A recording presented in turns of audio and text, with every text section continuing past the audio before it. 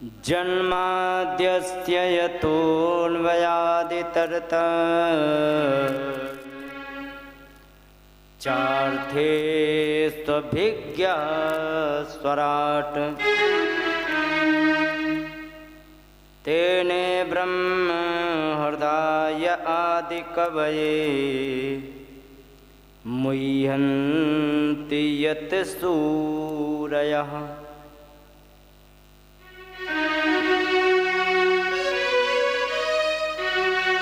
तेजोवारि मृदाम यथा विनिमयो यत्र त्रिसर्गो मृषा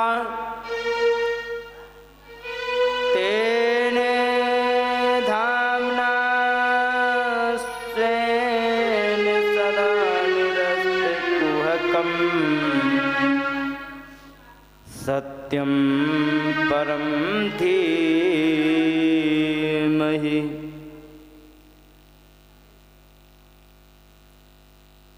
श्रीमद्भागवत कथा के प्रसंग में प्रवेश करते हैं।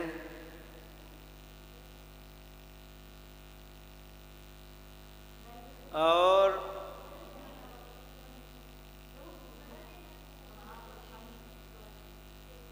भगवान की कथा प्रारंभ होती है।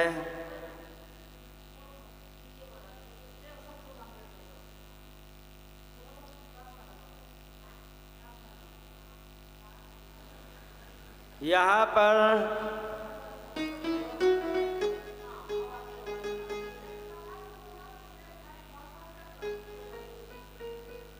व्यास जी कह रहे हैं कि मैं उस सत्यम परम धीमहि, उस परम सत्य परमात्मा का धीमहि माने हम ध्यान करते हैं।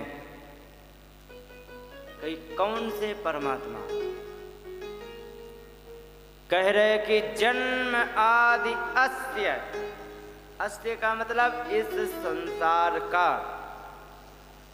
जिस परमात्मा से जन्म और आदि शब्द जोड़ दिया गया है। आदि शब्द का मतलब जहां पर बहुत से लोग होना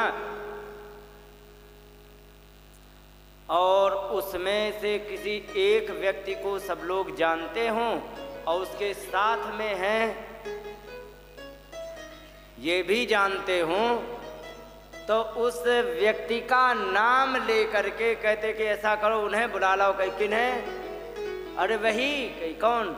अरे कहीं कि वे शंकराचार्य आदि जो हैं महात्मा, उन्हें लेके आ जाओ।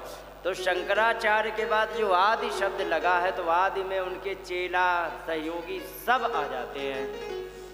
तो आदि एक ऐसा शब्द होता है कि जो बताता है किसके पीछे और जुड़े हैं। तो यहाँ कहा है जन्म आदि, तो जन्म के बाद आदि जो जुड़ा है तो इसका मतलब है कि जन्म के साथ और भी शब्द जुड़े हैं। तो वो क्या है? तो जन्म के साथ 3 शब्द जुड़ते हैं। जन्म, फिर पालन और इसके बाद प्रलय। ठीक है? जिस संसार का, जिस परमात्मा से इस संसार का जन्म, पालन और प्रलय होता है, संसार का प्रलय हो रहा है इस बात, और जन्म और पालन हो रहा है, इस बात का अनुभव आपको हो रहा है कि नहीं? कई जगह घट रहा है। एक बात बताओ, एक जमाने में जो आप बूढ़ी बूढ़ी माताएं बैठी हैं, एक जमाने में आप छोटी सी बच्ची थी, ठीक ही नहीं? और आज आप इस अवस्था में आ गई तो आपकी पोती हो गई, छोटी सी बच्ची हुई कि नहीं? और फिर जब समय बढ़ेगा तो वो बड़ी होगी तो माँ बनेगी, तो फिर एक छोटी सी पोती होगी। तो जन्म भी हो रहा है और उसका पालन हो रहा है। और प्रलय कैसे दिखाई पड़े? हमारे दादा दादी माता पिता थे कि नहीं थे? वे हैं, चले गए, प्रलय हो गया। आप लोगों का जन्म हो गया तो पालन भी, भोजन की, कपड़े की सारी व्यवस्था हो रही कि नहीं, और इसके बाद अंत में प्रलय। तो इसी क्रम से होता। दूसरा, संसार में कैसे घटता है? आपका जब विवाह हुआ था तो किसी के 10 साल हो गए, किसी के 20 साल हो गई होंगी, किसी के 30 भी हो गई होगी। तो जिस माताओं के 30 साल हो गए हैं विवाह के, वो अपने याद करें कि जिस समय हमारा विवाह हुआ था तो हमारा जो गांव था, मेरा जो गांव था, जब आप मायके आज जाती हो तो क्या गांव वैसा ही है कि बदल गया?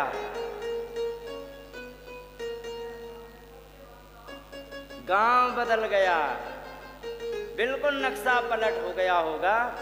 जब जहाँ पर पहले अच्छी कोठियाँ खड़ी थी वे खंडहर हो गई होंगी, या फिर जहाँ पर अच्छी कोठियाँ खड़ी थी तो वे बदल करके दूसरे घर बन गए होंगे, और जहाँ पर मैदान पड़ा होगा वहाँ पर आज बस्ती होगी।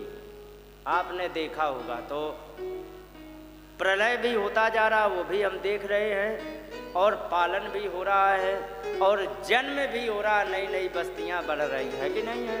तीनों काम एक साथ चल रहे कि नहीं? हाँ, एक साथ तीनों कार्य हो रहे हैं। तो ये संसार में जो भी हो रहा है सब परमात्मा की कृपा से हो रहा है। क्या क्या हो रहा है? कई जन्म, पालन और प्रलय। तो का जन्मादि अस्य, इस संसार का, अस्य का मतलब इसका मतलब संसार का। यतोन्वयादि तरत चार्थेष्वभिज्ञः स्वराट। अन्वय और व्यतिरेक ये तो थोड़ी वैसी वेदांत की भाषा है, ये थोड़ा क्लिष्ट है। वेद मंत्र के समान ये मंत्र होता है ना, इसका अर्थ करना भी कठिन है, समझना भी कठिन है। तो अर्थेषु अभिज्ञा स्वराट, अपने तेज से प्रत्येक पदार्थ में विराजमान है। ठीक है? कैसे? कई अन्वय व्यतिरेक से। अन्वय व्यतिरेक का मतलब ये होता है कि आप हो, ठीक है, आप हो तो आपके अंदर परमात्मा है। ठीक है? पोता हो गया, हो गया, और पोते का विवाह नहीं हुआ, छोटा सा है ना। तो जिसका अभी कुछ नहीं हुआ है तो उसके अंदर परमात्मा, जैसे कि पोते का विवाह नहीं हुआ है, इस समय पत्नी नहीं है उसकी, तो उस पोते की पत्नी के अंदर परमात्मा अभी नहीं है।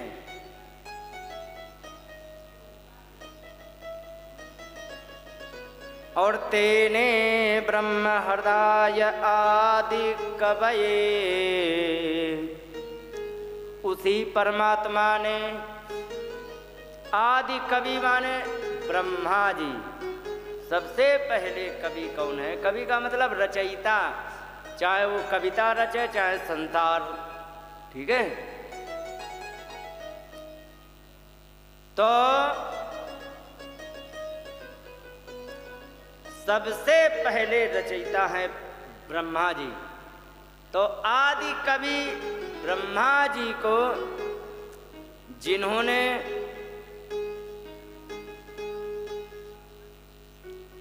ब्रह्म ज्ञान, माने ब्रह्म ज्ञान का मतलब वेद ज्ञान, उन्होंने करा दिया,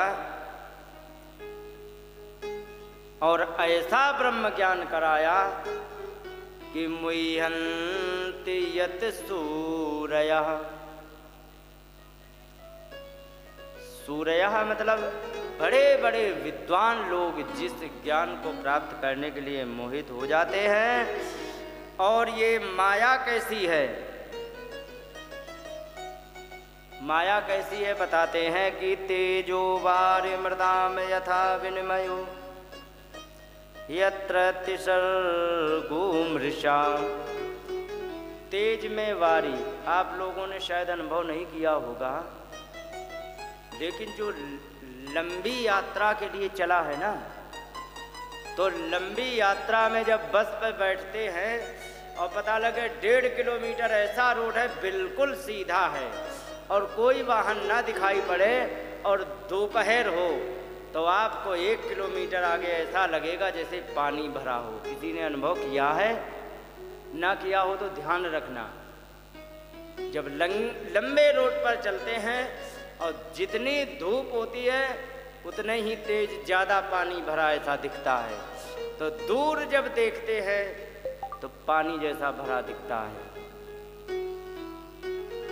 और यद्यपि वहाँ पहुँच जाते हैं तो क्या पानी है?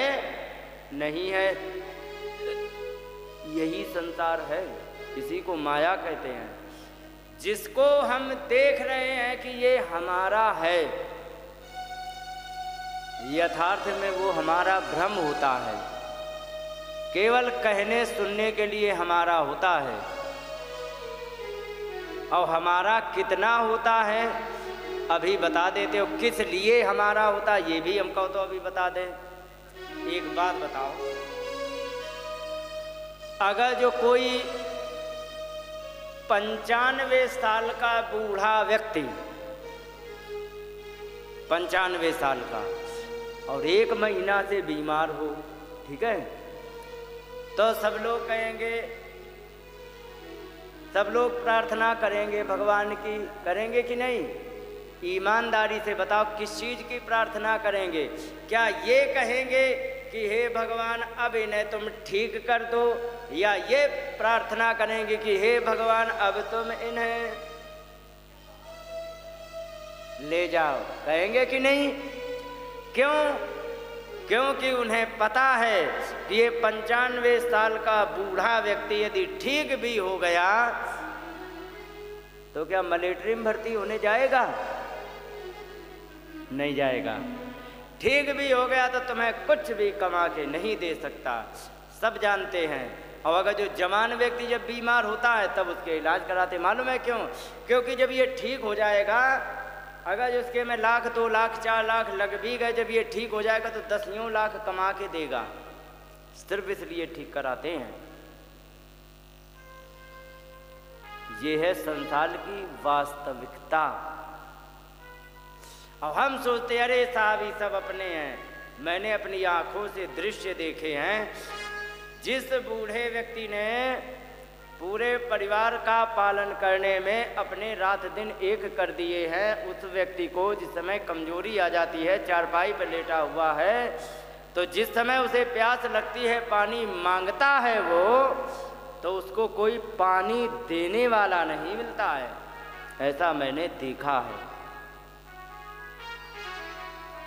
कोई भी तुमसे प्रेम नहीं करता है, ध्यान रखो।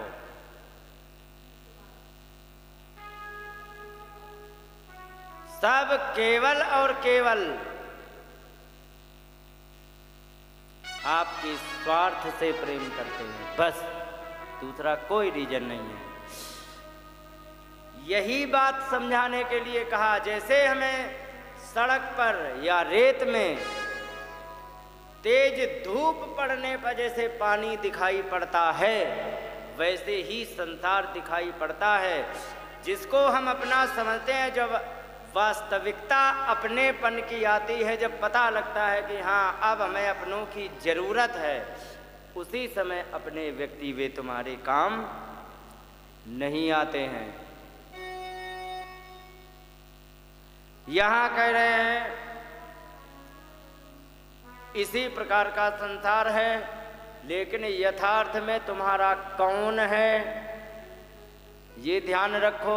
अच्छा एक बात बताओ, जब आपका जन्म नहीं हुआ था तो क्या आपको याद है कि ये जिस परिवार में हम रह रहे हैं, जिस घर में हम रह रहे हैं, जिस गांव में रह रहे हैं, क्या वो गांव हमारा था? कुछ याद है? किसी को कुछ याद नहीं, और जब चले जाएंगे तब याद नहीं रहेगा। वो तो हजारों लाखों में एक आध ऐसे होते जिन्हें थोड़ा बहुत याद रह जाता, लेकिन 4-5 साल तक बस, इसके बाद भूल जाता वो। यहाँ पर कहा है कि तेजो वारि मृदाम यथा विनिमयो, इसी को माया की परिभाषा बताई गई। जो है वो दिखे ना दिखे, जो नहीं है वो दिखाई पड़ने लग जाए, हमारे भावनाओं में वही माया है। क्योंकि यत्र त्रिसर्गो मृषा, यद्यपि वो तीनों काल में झूठा है, संसार ना तुम्हारा कभी हुआ था ना ही तुम्हारा है। जिस घर को तुमने बड़ा अपना समझ करके उसके एक एक कोने को साफ करके लिपाई पुताई को की थी, उसी घर को छोड़ करके अब आप इस घर में शिफ्ट हुई, ठीक है। उसको अपना समझा, वो छूट गया, अब तुम इसमें शिफ्ट हो गई हैं। और जिस दिन चला चली की वेला आएगी, उस दिन क्या तुम सोचोगे कि ये घर में हमने इतना कुछ किया, हम इसी में बने रहें? निकाल दिया जाता है, और इतनी जल्दी पड़ती है कि जल्दी से जल्दी निकालना होता है। तो फिर कई सत्य क्या है? तो कह रहे कि सच केवल और केवल ईश्वर का नाम होता है। और सच मालूम है, ये सच किसी के पाठशाला में नहीं सिखाया जा सकता है। सच कहीं भी नहीं सिखाया जा सकता है। सच केवल परमात्मा सिखा सकता है। मीराबाई को सच पता लग गया था, तो उन्होंने झूठा संसार छोड़ करके सच के संसार में वृंदावन पहुंच गईं, और इतना सच संसार मिला कि आज भी हम उनका नाम लेते हैं। लेते कि नहीं? रामचरितमानस में आया है,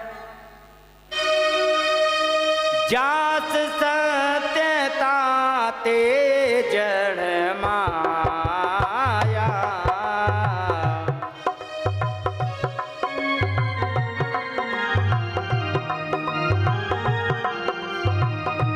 भास सत्य इव सहज सहाया, भास सत्य इव सहज सहाया। वो परमात्मा की माया यहाँ छोड़ी गई है, और उस माया के चक्कर में हम सब कुछ अपना समझते हैं, और उसे अपना समझने के कारण हम संसार में एक दूसरे से बंधे हैं, ठीक है। कोई दूसरा कारण नहीं, केवल अपना समझने के कारण ही हम बंधे हैं। मायके जाती हैं आप सब, भैया भतीजे हैं, उन्हें अपना ही समझती है तब तो जाती हैं। और अगर जो वे अपने ना लगने लगे, कोई झांकने नहीं जाएगा। कि जाएगा? कोई नहीं जाएगा।